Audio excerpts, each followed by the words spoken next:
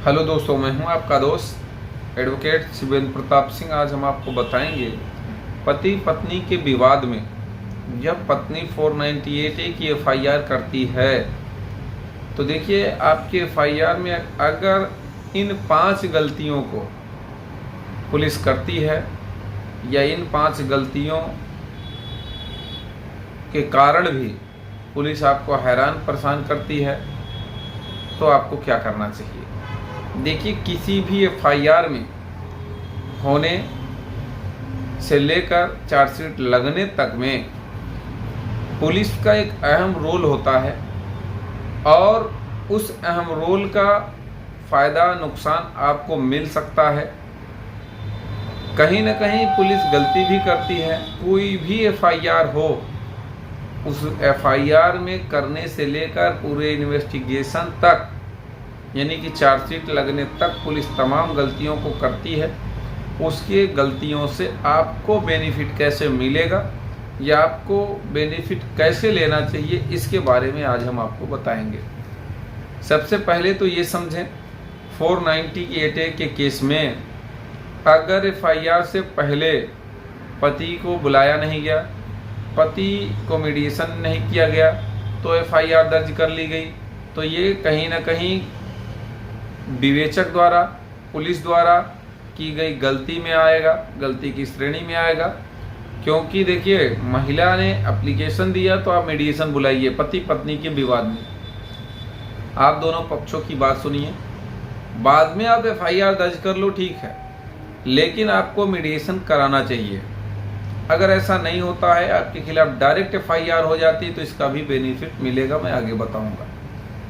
दूसरी गलती पुलिस क्या करता है, एफआईआर जैसे ही होती है वो 41A की नोटिस न देकर डायरेक्ट फ़ोन करता है कि आ जाओ थाने पर।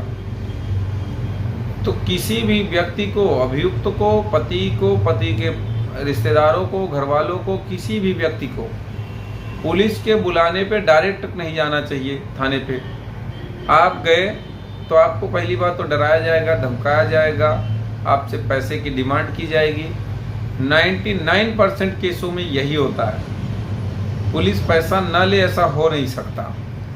हाँ, 1% की बात इसलिए मैं कह रहा हूँ कि ऐसे तमाम ईमानदार भी लोग हैं जो 1 रुपये नहीं लेते। आपकी एफआईआर हो गई, जांच पड़ताल करके चार्जशीट लगा दिए, जाओ ना कोर्ट में झेलो। लेकिन 99% की मैं बात कर रहा हूँ कि पति थाने पे जाने के बाद कभी कभी तो 1,50,000 दे आता है। भाई, कभी उसके खिलाफ एफआईआर नहीं, उसके परिवार में कभी थाने पे कोई लोग गए नहीं हैं, तो जो हड़काया, जो पढ़ाया, भाई वो डर गया कहीं उठा के जेल ना भेज दे। तो आपकी जानकारी के लिए मैं बता रहा हूँ, 498A की एफआईआर में पुलिस आपको जेल भी नहीं भेज सकती, तो इसलिए आप डरो नहीं। जब बुलाए तो जाओ, लेकिन बुलाने से पहले ध्यान रखें, आपके पास जब पुलिस का फ़ोन आए सीधे आप कहिए 41A की नोटिस भेजिए, मैं आ जाऊंगा। क्योंकि करते क्या है पुलिस वाले, आपको बुलाएंगे थाने पे, 41A का तामीला करा लेंगे, साइन करा लेंगे। कभी कभी तो पूरे घर को बुला लेते हैं। पूरे घर वालों को बुलाने की क्या ज़रूरत है, पूरे घर वालों को बुला लेते हैं, कहते हैं आधार कार्ड सबका लेके आना, फ़ोटो सबका लेके आना। यानी कि जो पुलिसकर्मी आपके घर जाने वाला था जांच पड़ताल करने के लिए, वो अब आप ही को घर पे के बजाय पुलिस पे बुला लिया, थाने पे बुला लिया। तो आप ये गलती बिल्कुल ना करें। पुलिस की इस गलती का बेनिफिट उठाएं कि जो नहीं, जिसका 41A का नोटिस नहीं भेजा है उसको बिल्कुल थाने ना भेजो, जो करना है उसको करने दो, कुछ वो कर ही नहीं पाएगा। तीसरी बात ये कि अगर आपके बयानों को तोड़ मड़ोड़ के लिखा गया, यानी कि आपने जो बयान दिया वो बयान कभी लिखता ही नहीं है, जो मन में आएगा अपने हिसाब से पूरी कहानी बनाएगा, बिगाड़ेगा, लिख देता है पुलिसकर्मी, आईओ, विवेचक। तो इसका फ़ायदा आपको कैसे लेना है, जब चार्जशीट लग जाए आप बयान को देखिए, उसमें आप इस बात को कहिए कि साहब ये बयान मेरा नहीं है, क्योंकि इस पे मेरे सिग्नेचर नहीं है। क्योंकि बयान देने का मतलब नीचे आपका सिग्नेचर होना चाहिए। तो तमाम ऐसी बातों को लाभ आप इन बातों से ले सकते हैं। चौथी बात ये कि अगर आपके केस में एफआईआर हो गई, चार्जशीट नहीं लग रही है, तो उसका भी बेनिफिट आपको मिलता है। चार्जशीट लगी भी तो आपकी मर्जी से नहीं लगी, उसका भी बेनिफिट ले सकते हैं। आपने जो एविडेंसेस दिए, पांचवी बात, खास बात, एफआईआर होने के बाद आप कह रहे हैं लाख अपनी बेगुनाही साबित कर रहे हैं कि साहब मेरी कोई गलती नहीं है, मेरे खिलाफ कोई अपराध नहीं बन रहा है, कोई एफआईआर नहीं हो रही है। तो ऐसी स्थिति में आप जो एविडेंस दिए हैं, अगर उन एविडेंसों को नहीं लगाया गया, उन एविडेंसों के तहत चार्जशीट नहीं लगाई गई, नाम नहीं काटे गए, देखिए दो ही बात होती, या तो आप उन एविडेंसों को सही तरीके से नहीं दिए, या उन एविडेंसों को कहाँ देना चाहिए ये नहीं किए। आप उच्च अधिकारियों तक बाई पोस्ट दीजिए ताकि रिसीविंग रहे कि ये कॉपी हमने दिया था, ये जांच पड़ताल विवेचक ने नहीं किया। पांचवी सबसे इम्पोर्टेंट गलती जरूर विवेचक करता है, मैक्सिमम केसों में 50% केसों में ये गलती होती है।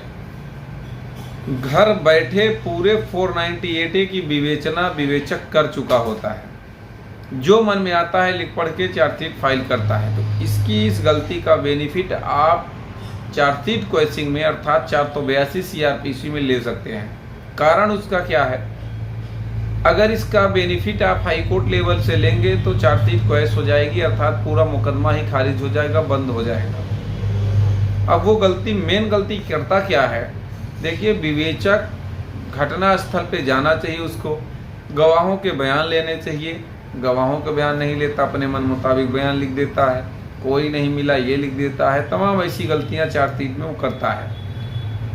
कभी कभी तो ये होता यह है कि वो घटना स्थल पर जाता ही नहीं है, पति से, उसके घर वालों से, किसी से कह देता अपने घर का नक्शा बनाया ना कि ये किस तरह से क्या है, पूर्व में क्या है, पश्चिम में क्या है, उत्तर में क्या है, दक्षिण में क्या है। नक्शा नजरी वो अपने मन मुताबिक तरीके से बना के कोर्ट में लगा देता है। उसका भी बेनिफिट उठाएं आप कि इस केस में विवेचक कभी भी मेरे घर आया ही नहीं, कभी भी विवेचना किया ही नहीं, कभी भी किसी का बयान लिया ही नहीं, सारे के सारे बयान अपने मन मुताबिक वो लिख दिया है। तो विवेचक द्वारा की गई गलतियों से तमाम फायदे आपको मिल सकते हैं, वो भी हाई कोर्ट लेवल पे। ट्रायल में लड़ेंगे तो समय लगेगा। तो कोई सवाल शेष रह गया, स्क्रीन पर चल रहे नंबर पर फ़ोन करके जानकारी ले सकते हैं। अगर ये वीडियो अच्छा लगा तो वीडियो को लाइक करें, शेयर करें। YouTube channel Shivendra high court को जरूर सब्सक्राइब करें। कोई सवाल शेष रह गया है तो कमेंट बॉक्स में कमेंट करके ज़रूर पूछ लें।